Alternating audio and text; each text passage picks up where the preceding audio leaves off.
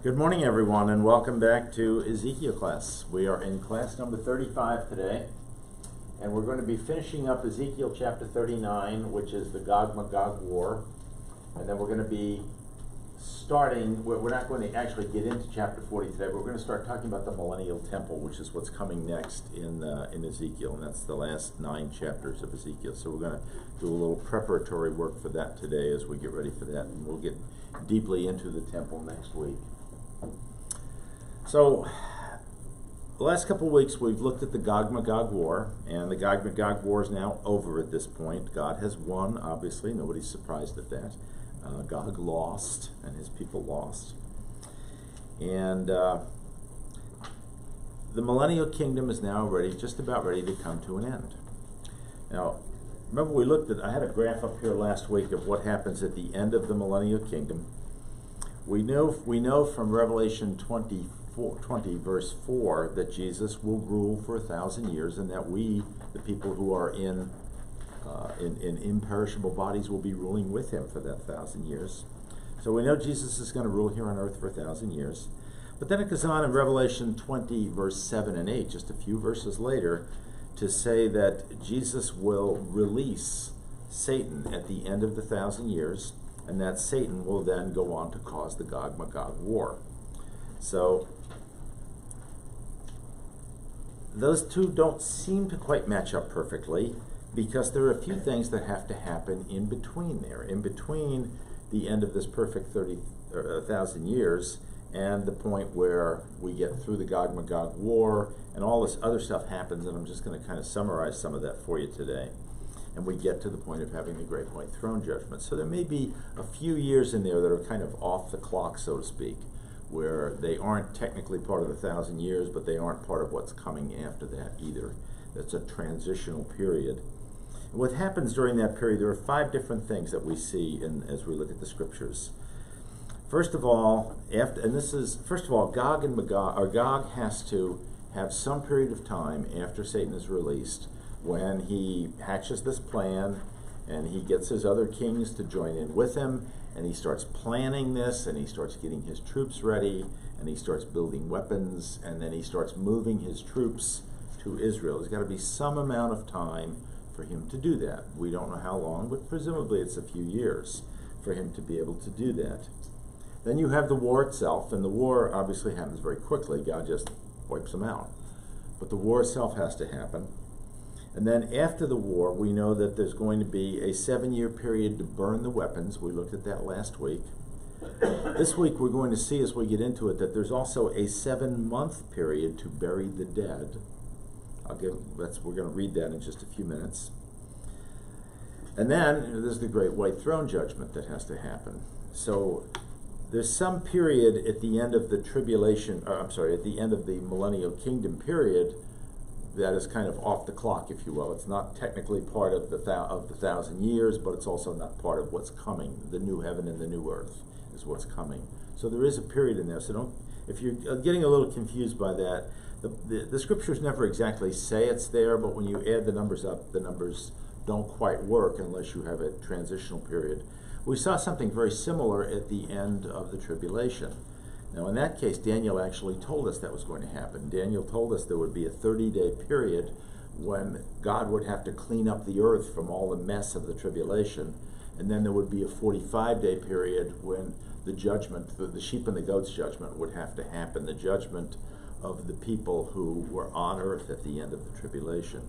So there was that 75-day transition period at the end of the tribulation. It looks like there's a transition period here too that has to happen at the end of the Millennial Kingdom, is what I'm saying. So don't get confused by the dates. The Lord is throwing a transition period in here. Question on that? By the way, there is debate on what you want to call the Millennial Kingdom, because those 2 verses, Revelation 24 and Revelation 27 through 8, seem to be a little bit in conflict. I'm sure they aren't. Nothing's ever in conflict in the Bible. But they seem to be a little bit in conflict on that point, and the answer is probably that there's a transitional period that is not specifically laid out in the Bible to us. So let's move on now with today's lesson. Today's lesson, I'm going to start with Ezekiel 39, verses 11 through 16. So if you're watching at home, and by the way, hi people at home, welcome, we're delighted to have you. If you're watching at home, please open your Bibles to Ezekiel chapter 39, and we're going to look at verses 11 through 16. This is now at the end of the Gog-Magog war. Okay, the Gog-Magog war just ended. In the previous verse, all these guys got killed by the Lord. On that day, whenever you see the words "on that day," it means we're in the millennial kingdom, right? On that day, I will give Gog a burial place in Israel, in the valley of those who travel east of the sea.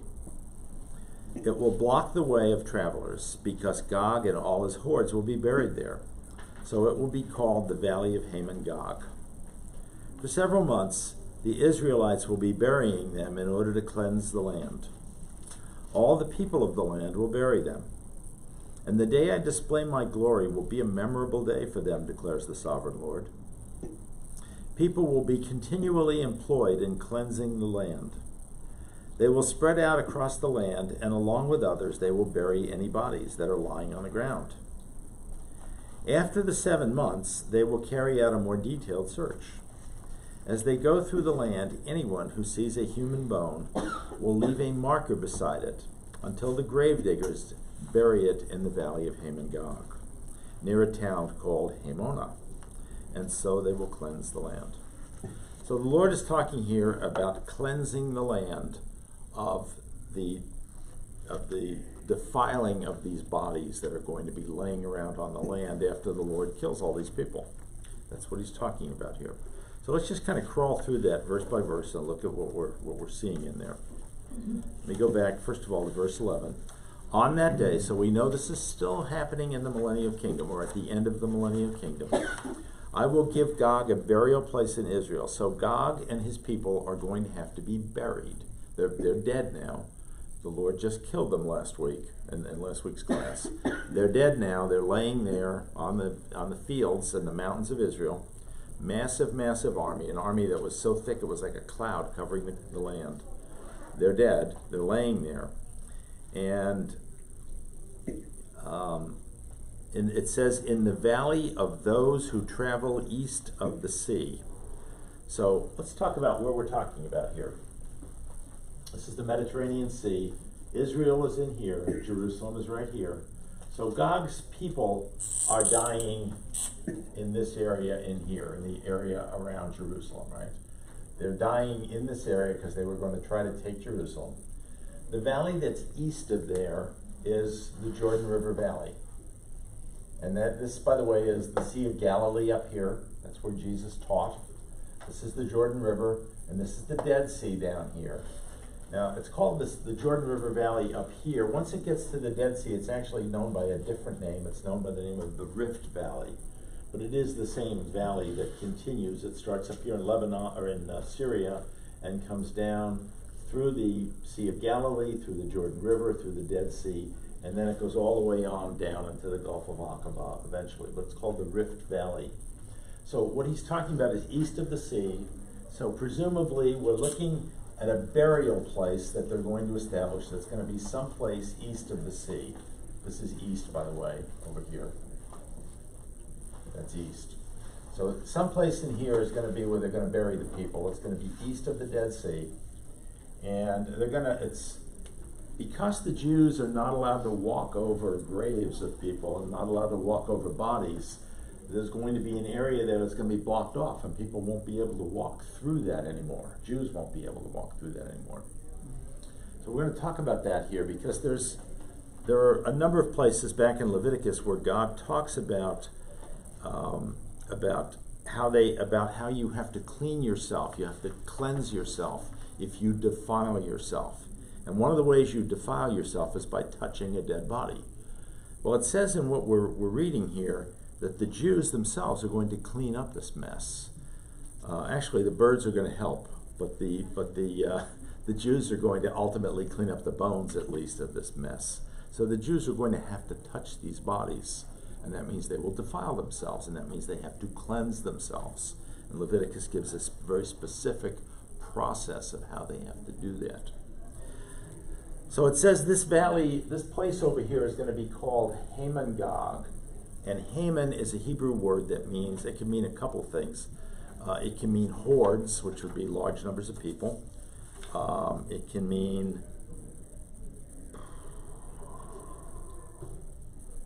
hordes, it can mean multitude, or it can mean uproar. So whether it's the hordes of Gog that are buried here, or the multitude of Gog, or the uproar of Gog, this is where it's going to be, and they're going to be buried there. So they're going to be buried in a place called Haman Gog.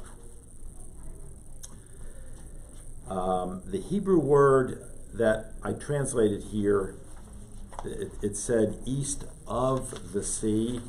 The word can also have a Hebrew meaning that means east toward the sea. And that can lead to some different interpretation of this. There are some people who think that perhaps it's over on this side, and it's possible that that's true. Maybe it's in here, east toward the sea. So it's east toward the sea. I like the translation of the sea, which would mean it's over there, east of the sea. But it could be over here. It's possible that it could be in here, just so you know. Just based on the Hebrew, it could be one way or it could be the other way. So cleansing the land. Let's talk about cleansing the land. Let me continue on a little bit through this. It says, for 7 months the Israelites will be burying them in order to cleanse the land. So the Jews themselves are actually going to bury these bodies, or at least the bones of these bodies. We're going to see the meat's going to go in a different direction here shortly. But the Israelites are going to have to bury the bones of these bodies, which means they will have to defile themselves. And Leviticus chapter 14, let me take another look at that here. It's Leviticus, chapter 14 through 16 gives a long definition of how you have to cleanse yourself if you defile your body. This is way beyond what we're going to do in this class, but the Jews have an entire process they have to go through to cleanse themselves if they defile themselves. And they will have to go through that process once they finish burying these people. So just so you know, that's what's being talked about here when they talk about cleansing. First of all, the land has to be cleansed, and that means the bones have to get off the land. The bodies have to get off the land. And then secondly, the people have to be cleansed because they have touched the bones. So you'll notice the word cleansing is used in 2 different ways here. One for cleansing the land of Israel of the bodies, and the other for cleansing the people of Israel, the Jews, for touching the bodies. It says, all the people of the land will bury them, and the day I display my glory will be a memorable day for them, declares the sovereign Lord. So the day that God kills these people will be a memorable day. They will remember it forever. People will be continually employed in cleansing the land. So there's the first kind of cleansing we're talking about. A lot of Jews are going to be cleansing the land. There are going to be millions of bodies laying around, and the Jews are going to be responsible for doing this. And as God's going to show us, it's going to be very meticulous. It will be done very, very meticulously. So the entire world will watch this process for these 7 months, and they will see that the Jews are very meticulously cleansing the land of all these dead bodies and all these bones. They will spread out across the land along with others. They will bury any bodies that are lying on the ground. So that's what we're talking about. And then it says, after 7 months, so after the 7 months, they will have picked up the bodies and gotten them out of there. Then they're going to do an even more detailed search.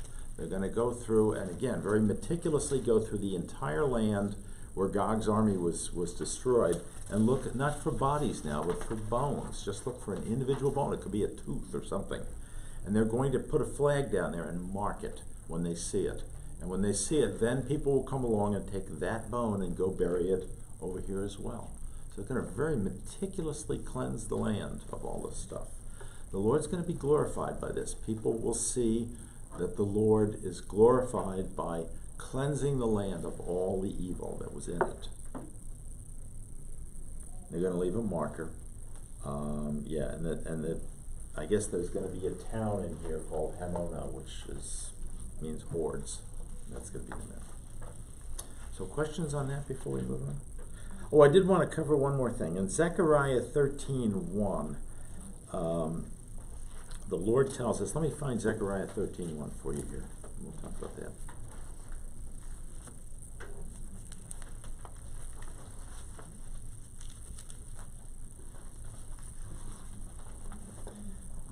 This chapter, by the way, is entitled Cleansing from Sin. On that day, so we're in the millennial kingdom, a fountain will be opened to the house of David and the inhabitants of Jerusalem to cleanse them from sin and impurity. So apparently, there's going to be a special fountain that the Lord's going to open up in Jerusalem at this point, that people will be allowed to go to cleanse themselves after they get done dealing with all these bodies. So Zechariah is providing us with part of the answer here. You know, how is the Lord going to assist the Jews in cleansing themselves? He's going to open a special cleansing fountain in Jerusalem during that period. So that's from Zechariah 13:1. And that relates back to what we just talked about. Questions on that? Okay, so the Lord is clear that the people are going to long remember his glory from this. And the Lord gives us that theme in two different places. One is in Jeremiah 33, 7 through 9. Let me read that to you. And then the other one I'll read after that.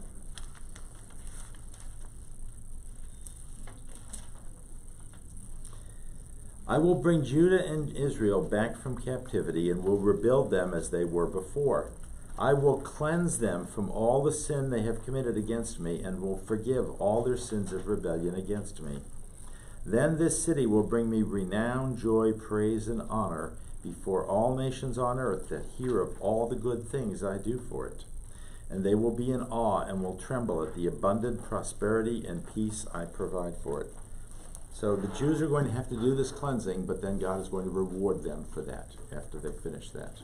And the reward we're going to see as we go on a little bit further here. And then I also wanted to look at another place this is discussed. This is in Zephaniah 3, verses 17 through 20. So let me find that one for you quickly here.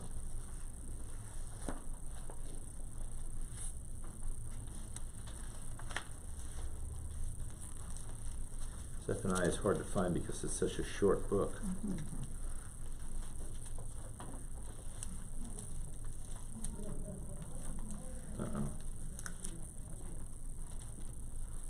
Oh, here it is. Zephaniah 3, 17 through 20. The Lord your God is with you. He is mighty to save. He will take great delight in you. He will quiet you with his love. He will rejoice over you with singing. The sorrows for the appointed feasts I will remove from you. They are a burden and a reproach to you. At that time I will deal with all who oppressed you. I will rescue the lame and gather those who have been scattered. I will give them praise and honor in every land where they were put to shame. At that time I will gather you. At that time I will bring you home. I will give you honor and praise among all the peoples of the earth, and I will restore your fortunes before your very eyes. So this is talking about the period as all this cleansing comes to an end, when the Lord is ready now to give Israel the ultimate prize. And that's from Zephaniah. So if there's no questions on that, we'll move on to the next section here. Next section is verses 17 through 20.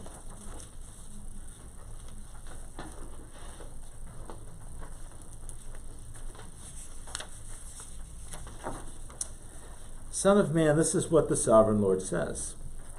Call out to every kind of bird and all the wild animals. Assemble and come together from all around to the sacrifice I am preparing for you, the great sacrifice on the mountains of Israel. There you will eat flesh and drink blood. You will eat the flesh of mighty men and drink the blood of the princes of the earth, as if they were rams and lambs and goats and bulls, all of them fattened animals from Bashan. At the sacrifice I am preparing for you, you will eat fat till you are glutted and drink blood till you are drunk. At my table you will eat your fill of horses and riders, mighty men and soldiers of every kind, declares the Lord. So the Jews are going to have some help here, right? They're not going to have to do all this themselves. The carrion birds of the air, the crows and people who, birds that eat, not people, but birds that eat carcasses, will come and feast on all this, and the hyenas and the jackals and all those kind of animals will all just have a great feast on this. So the Lord is saying that the Jews aren't going to have to do it all. Yeah. This sounds confusing, wouldn't the animals and stuff be out first eating on the thing and then they bury the bones? Here this is, they bury the bones and now they're eating. Good point, very good point. I interpret this as kind of being all at the same time. That at the same time that the Jews are out finding bodies and moving them, some of those bodies will have some meat on them left that hasn't been picked off, but some of it will be picked off as time goes on, would be my interpretation of this. But I interpret what was just above in the last couple of verses and what's in this verses as happening at the same time. So that would be how I would look at it. But it's a good point. It does appear to be slightly out of sequence.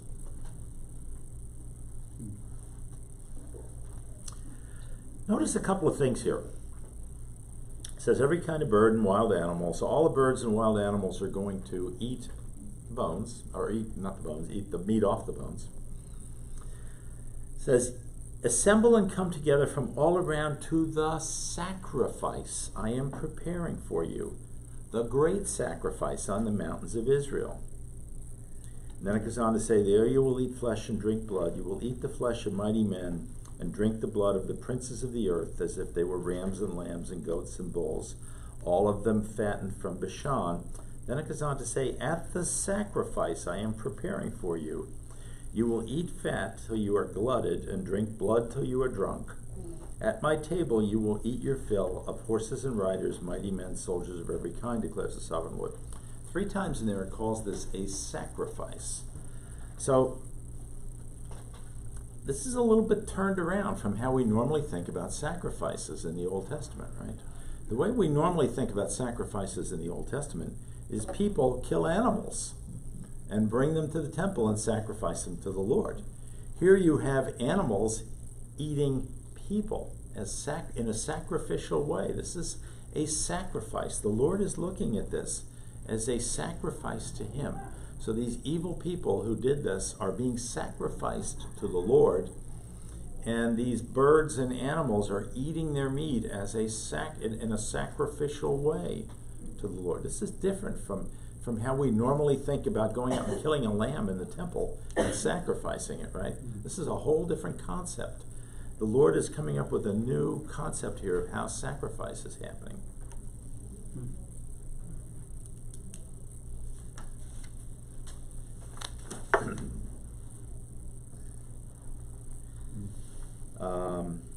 Yeah, questions on that? In my New Living Translation, in verse 14, it says, after 7 months, teams of men will be appointed to search the land for skeletons. Does that answer? Skeletons? Bones. I mean, I think they'll be burying the bones. The animals. So you're thinking the animals come first? Yeah, they before. come. They eat the flesh, but it says here they'll be searching for the skeletons. Yeah, and burying those. So I don't know. Both of you are pointing out the fact that from different directions you're coming to the same conclusion, that it's not clear the exact timing of how the picking of the bones is going on versus the burying of the bodies and the burying of the bones.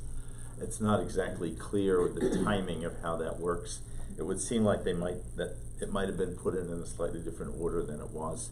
But maybe it's just the Lord's way of saying it's all kind of happening at the same time. That's kind of my thinking. But good catch also. Other questions?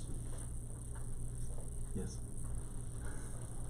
In verse 17, who is going to speak to all the birds and the animals? The Lord. It sounds like it says, Son of Man, thus says the Lord, speak to. Oh, speak to them? All right, so maybe Ezekiel's going to talk to them. I don't know. Well, what was the doctor who, Dr. Doolittle? Dr. Doolittle, who could speak to the animals, No, remember? I'm just saying, it sounds like he's telling Ezekiel to speak to them. Yeah, that's a But good point. Ezekiel is probably not going to be around then, so. That's a good catch. That's a good catch. Son of Man, call out to every bird and all the wild animals. Yeah, Ezekiel won't be there at that point in time. I don't know. I'd have to look at the exact Hebrew of what the Hebrew verb for call out means there. It might mean something, there might be multiple meanings of it that I didn't pick up here. But you're talking the millennial kingdom, right? Right. And Ezekiel's not gonna be in the millennial kingdom? Oh, right, Ezekiel will be in the millennial kingdom. He is an Old Testament saint, so he will be there in an imperishable body. So maybe he will be there to call out to them. He might be there.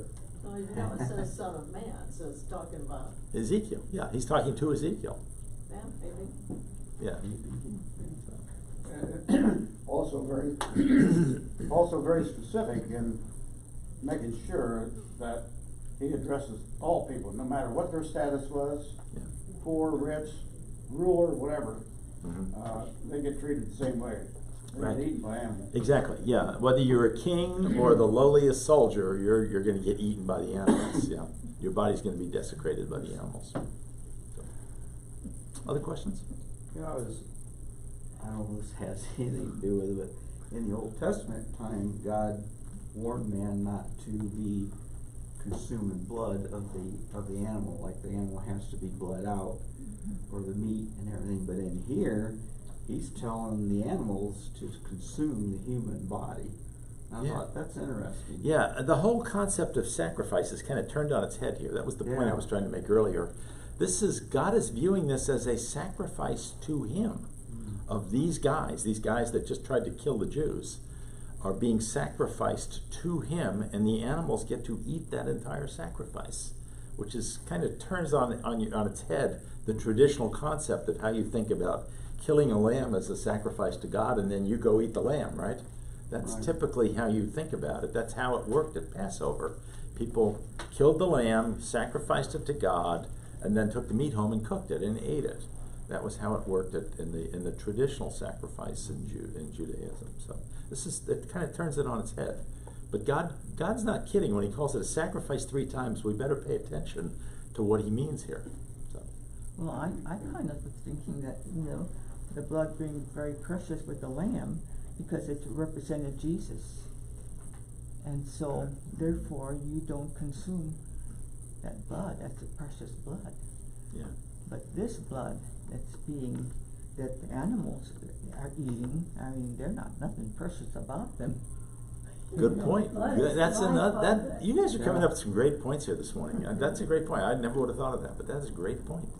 Yeah, the blood of the lamb that you're sacrificing to atone for your sins is precious. Mm-hmm. The blood of these guys is not precious. Mm-hmm. Good point. Yeah. Yeah. Huh. Great. You guys are coming up with some great points this morning. Instantly that they're, from a timing, they're gonna drink the blood. Well, that only happens when they're dead immediately. If you wait a day or two. It's all in the sand and stuff, yeah. It's solid. It's no longer drinkable. Yeah, but I think there'll be plenty of bodies laying around for them to find some blood. I'm saying it happens immediately. It's not 7 months after or whatever. Right, yeah, it sounds like the Lord sends the birds right away, or maybe Ezekiel calls out to them right away, whatever, but it sounds like the birds get there pretty quickly. Well, haven't you seen birds on the side of highways eating carcasses of something that died and it's been there for several days, Well, they're eating, but I'm not sure the blood is there. Right, the point he's making is the blood kind of bleeds out pretty quickly. They're eating the carcass by that point. There's probably some blood left in it, but, so. All right, other questions before we move on about how birds eat carcasses?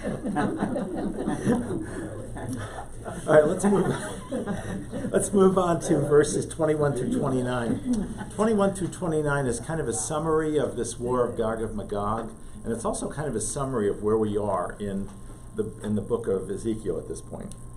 This is the Lord speaking. So he's kind of summarizing where he's at this point. I will display my glory among the nations, and all the nations will see the punishment I inflict on the hand I lay on them. From that day forward, the people of Israel will know that I am the Lord their God. And the nations will know that the people of Israel went into exile for their sin because they were unfaithful to me. So I hid my face from them and handed them over to their enemies, and they all fell by the sword. I dealt with them according to their uncleanness and their offenses, and I hid my face to them. Therefore, this is what the sovereign Lord says.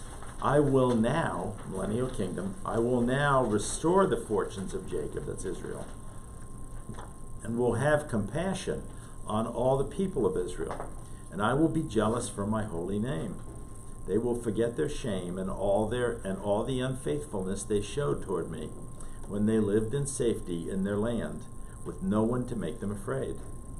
When I have brought them back from the nations and have gathered them from the countries of their enemies, I will be proved holy through them in the sight of many nations. Then they will know that I am the Lord their God. For though I sent them into exile among the nations, I will gather them to their own land, not leaving any behind.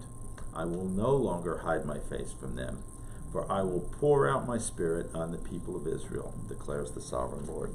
That kind of summarizes the whole book of Ezekiel right there, right? Israel sinned. They sinned greatly.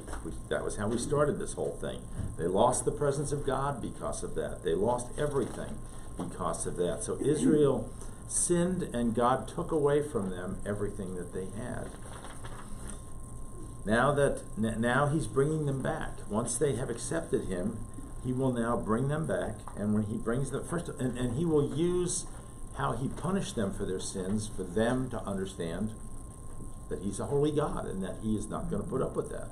And for the nations around them to understand that God will even punish his own people when they disobey him.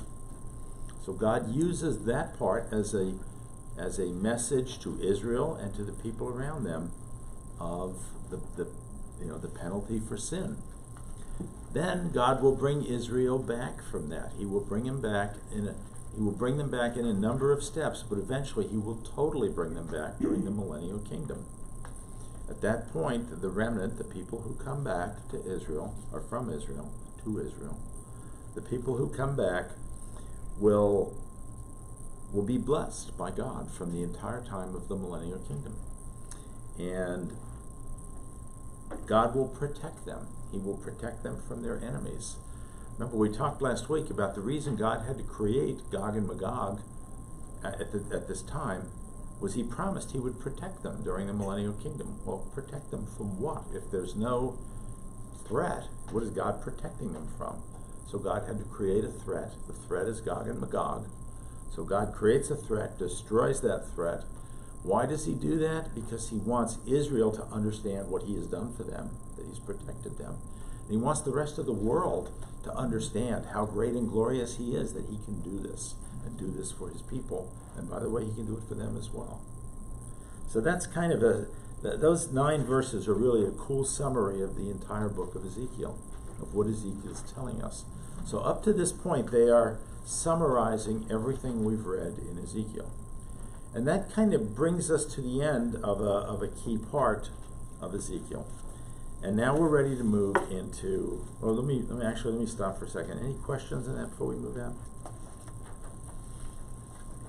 Well, now we're ready to start talking about what's coming next. And what's coming next, chapter 40 through 48, the next 9 chapters, which is the end of the book of Ezekiel, those 9 chapters are the last chapters in Ezekiel, is about the millennial temple. I call it Ezekiel's temple. Most people call it the millennial temple. So you'll hear both terms. But the millennial temple is a temple that will stand in Jerusalem during the millennial kingdom. So what we're going to study here is the religious life of people in the millennial kingdom. That's what we're going to do for the next 9 chapters. Now bear in mind, we started studying the millennial kingdom back in chapter 33. So from 33 to 49, you have, whatever that is, 16 chapters on the millennial kingdom. That is the most detailed of the millennial description of the millennial kingdom you'll find anywhere in the Bible. So we are into the most detailed description of the millennial kingdom you're going to find anywhere in the Bible. We're midway through now. We've talked about the people, the land, protecting them, all that stuff, what life's going to be like. But now the next half that we're going to do from here on in is going to be looking at the religious life of what's going to happen during the millennial kingdom. And that's going to be centered on the temple, the millennial temple. So before we dive into that, and I'm going to start that up with you next week, I want to get into with you the history of the presence of God with Israel. you'll see it by three different terms. It's called the presence of God, it's called the Shekinah glory, or it's called the glory of God. You'll see it three different ways in the scripture. It means the same thing. Israel got a special gift at Mount Sinai. They got the presence of God. The presence of God has been with them sometimes, not all the time. I'm going to go through the history of how this started. The story starts in Exodus chapter 3. Moses is out there taking care of the sheep. He looks up, there's a fire on the mountain. He goes up and there's a burning bush up there. And that burning bush is the presence of God. So Moses is the first person to see the presence of God, the Shekinah glory of God. He's the first one to experience it. He comes back and he looks different afterwards. So Moses, over the next 15 chapters of Exodus, is the only one that actually sees the glory of God, the presence of God. Exodus 19 is a really cool chapter. Exodus, I don't have time to go through it with you. We could teach about 5 weeks of classes on that one chapter. But Exodus 19 is when the entire Jewish nation sees the presence of God. It's the only time in the Bible when the entire nation not sees, but experiences the presence of God. They're in the desert. God tells them to do a bunch of stuff to get ready. They do that stuff, they get ready, and God surrounds them with all this sound and stuff that just drives them crazy. They can't handle it. The presence of God is so intense that they can't handle it. If you get a chance, read Exodus 19. It's really cool. It's about the Jewish people. It's the one time in their history that an entire people actually experiences the presence of God all at the same time. So the presence of God now comes on the Jewish nation in Exodus chapter 19 in the desert. So that's the next time we see the presence of God. Then the Lord tells Moses to create the ark and to create the tabernacle. And he gives him all these detailed instructions on how to do it. And then Moses hires the people to do it, and they do everything exactly according to what God's directions are. And then they get it all ready, and God puts the ark inside the tabernacle. The tabernacle is a temple is a tent in the desert. God puts it in there, and poof! In Exodus 40 verses 34 through 38, the glory of God comes into it. The presence of God comes into that ark and into that temple at that point. So now God has put the presence of God permanently in a place where the Jewish nation can find it. It's now inside the ark, and the ark is inside the tabernacle, and the tabernacle is a tent. So as the Jews, and then what happens is the Jews travel with that tent. They travel through the desert with it. They take that tent along, they set it up where they're stopped. They put the ark inside of it, and poof, the presence of God is in there. So the presence of God is in there during that period. Eventually, they cross the Jordan River with Joshua. They bring the ark across the river before the people can go across. And that stops the river water, by the way. They bring the ark in. They bring it to a place called Shiloh. And Shiloh is where it sits then for a couple of 100 years. And interestingly enough, it sits in a tent. God is living in a tent for a couple of 100 years in Shiloh. From the time of Joshua, after he crosses the Jordan River, until the time that David brings it into Jerusalem. God is in a tent during that period. So David brings, in Chronicles 1 Chronicles 16:1, David brings the ark into Jerusalem. So David brings the presence of God into Jerusalem. So where does he put it? He puts it in another tent. And David is pretty upset about this. If you read that passage, David says, God is living in a tent. I need to build a better place for God. And so he starts raising money from everybody. First of all, he kicks in a huge amount of money. Then he goes to the key leaders of the 12 tribes. They kick in a ton of money. And then they go to their people. They kick in more. An incredible amount of money is raised to build this beautiful temple. And David says, I'm ready to build the temple, Lord. And the Lord says, no, not you. You have killed people, you can't build the temple, your son is going to have to do it after you pass away. So Solomon comes to the throne, and Solomon builds the temple, and the Lord's happy about it. The Lord is delighted with that. And what happens next is the presence of God comes into Solomon's temple, and that occurs in 2 verses in 2 Chronicles 5:6 and 6:41. The presence of God comes into the temple. So at this point now, the presence of God, the Shekinah glory, is in the temple in Jerusalem. And it's going to sit there for 350 years.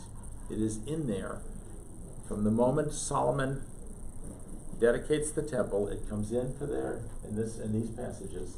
The glory of God comes into the temple, and it's there. For the next 350 years it's there, but the Jews really don't treat it right. The Jews really, during that 350 years, go down a hill, sinfully, down, until eventually God destroys them. So in 586 BC, God destroys them. And in Ezekiel, the first 11 chapters of Ezekiel, we see this whole process play out. We started our class with that way back last fall. We see this whole process plays out where God takes the glory of God out of the temple. He takes the Shekinah glory out. He takes the presence of God out of the temple. So at the last minute, just before the temple's destroyed, the temple's still standing, but God's not in it anymore. He's out of it. So the Shekinah glory departs from the temple here. The interesting thing is, it has never fully come back ever again since then. It will, but it hasn't. Since that time, it has never come back. Now, there was a point where it was there for a short period of time. When Jesus was in the temple at age 12, it was there for a short time. And it was in there several times during his public ministry when Jesus was personally in the temple. Then the glory of God was in the temple at that point. But other than those few times in the Bible, it has not been in the temple.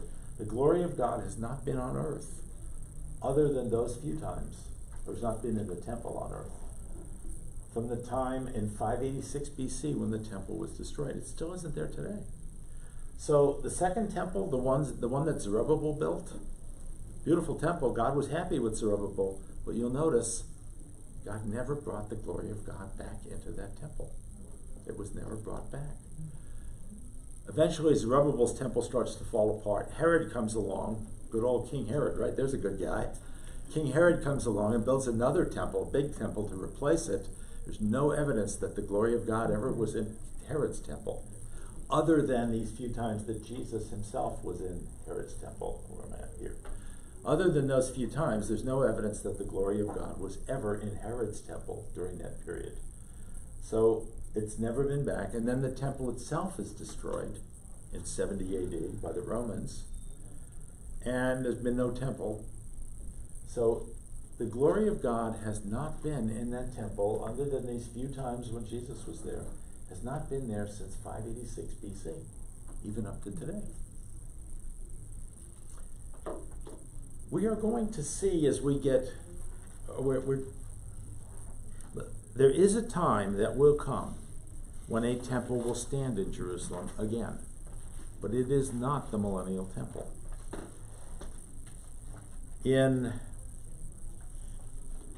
Actually, let me spend a minute here before I get off these temples. Interesting historical point for you. The temple was destroyed on the 9th of Av, the 9th day of the month of Av, which typically is in early August. On the 9th day of the month of Av, in 586 BC, the temple was destroyed. That was the day the Babylonians burned the temple. Interestingly enough, and Jesus predicted the fall of the second temple, right? The second temple was destroyed in 70 AD by the Romans on the 9th of Av. Same day. Same day. Now, it's not the same day on our calendar, but it's the same day on God's calendar, on the 9th day of Av. And books and books and books have been written about all the historical injustices that have happened to the Jews on the 9th of Av. A bunch of other things happened. The Jews were tossed out of Spain in 1492 by Queen Isabella on the 9th of Av, and many Jews were killed as they left the country that day. There were a number of other things that happened on the 9th of Av. So the Jews look at the 9th of Av as a day of mourning for them. But it's very interesting to me that both temples, the first temple and the second temple, were both destroyed on the same day. I don't know where to go with that beyond that point, but okay, so let's look next at a discussion of a temple that will stand there during the tribulation. In Revelation 11:1, it tells us the story of the two witnesses that will be in Jerusalem in the temple during the tribulation. They will be there for the first half of the tribulation. Let me read that to you. This tells us there has to be a temple standing in Jerusalem during the tribulation. This is Revelation 11:1. I was given a reed like a measuring rod and was told, go and measure the temple of God and the altar and count the worshipers there. So there will be a temple standing in Jerusalem at chapter 11, which is the midpoint of the tribulation. And then it goes on to say, but exclude the outside court, do not measure it because it has been given to the Gentiles. They will trample on the holy city for 42 months. That's 3.5 years. So it is the midpoint of the 7-year tribulation. It's the first half of the tribulation. And I will give power to my two witnesses, and they will prophesy for 1,260 days, clothed in sackcloth. 1,260 days is 3.5 years. So what we're being told here in Revelation chapter 11 is at the beginning half of the tribulation, the two witnesses will be in the temple in Jerusalem prophesying. Is there a temple in Jerusalem today? No. Is it going to be this temple, the millennial temple? No, not at all. We'll see the millennial temple is so grand and glorious that this temple that the Antichrist is going to build is going to be nowhere near that. So somehow, while the Antichrist is ruling, a temple's going to get built in Jerusalem at the very beginning of the tribulation period. So let's continue on a little bit. In Daniel 9:27, Daniel tells us that at the midpoint of the tribulation, the Antichrist and the false prophet will go up and do the abomination of desolation at the temple. So at the midpoint of the tribulation, the Antichrist is going to be doing something that will desolate this temple. And then he goes on to tell us what it is. He's going to put a statue of himself up there. So it's going to occur at the midpoint. Now Jesus goes on and talks about the same thing in Matthew 24:15 and in Mark 13:14. Jesus talks about the abomination of desolation that will occur at the midpoint of the tribulation in the temple. So a temple is going to have to be standing in Israel during the first half of the tribulation. We know that from all these places, Revelation 11:1, Daniel 9:27, Jesus in Matthew 24, and Jesus in Mark 13. There's going to be a temple in Jerusalem in the first half of the tribulation. So in Revelation 13, verses 14 through 15, let me read you that. That is the abomination of desolation. Let me read you that part.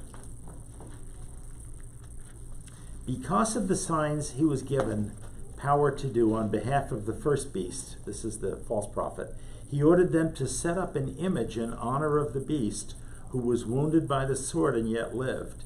He was given power to give breath to the image of the beast so that it could speak and cause all who refused to worship the image to be killed. So that's apparently what the abomination was. The temple, an image of the beast, the Antichrist, was put up in the temple to be worshipped as God. So that's what's going on there. So we know from Revelation 11:1 that a temple is going to stand in Jerusalem at the start of the tribulation, which means not long after the rapture, there's going to be a temple standing in Jerusalem. Now let me read you one more thing, and this is from Joel chapter chapter 3. Joel chapter 3, verses 1 through 3. This is about the Antichrist. We're going to put these two pieces together here.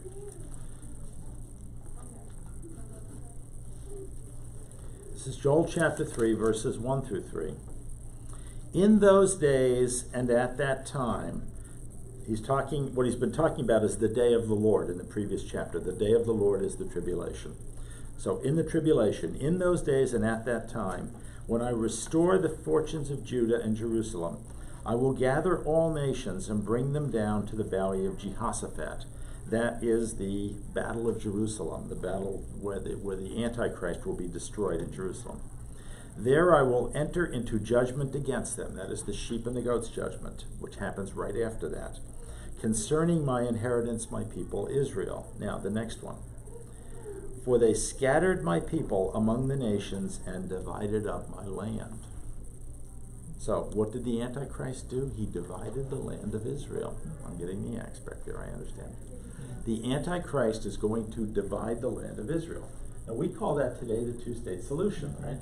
The land of Israel gets divided. So, what has to happen for us to move into the tribulation? Two things have to happen. The land of Israel has to get divided, and a temple has to stand in Jerusalem. Do those play together in some way, manner, shape, or form? I don't know. The Bible doesn't tell us. But as I kind of in my own mind think, how might this happen? I think maybe it's the Antichrist. It says the Antichrist is going to do it. Maybe the Antichrist is going to broker a peace deal with Israel that goes something like this. Tell you what, Israel, you let us divide the land of Israel into the two-state solution and give half to the Palestinians, and we will give you the right to rebuild the temple in Jerusalem. Sounds to me like a deal that might work if Israel's greatest supporter decides to abandon it. Do we see any evidence of that right now, that the United States might abandon Israel? Maybe Israel might feel they have to accept a deal like that if their greatest supporter begins to abandon them. Maybe. I'm speculating. This is all speculation. This is just me trying to think through how this might play out in our time.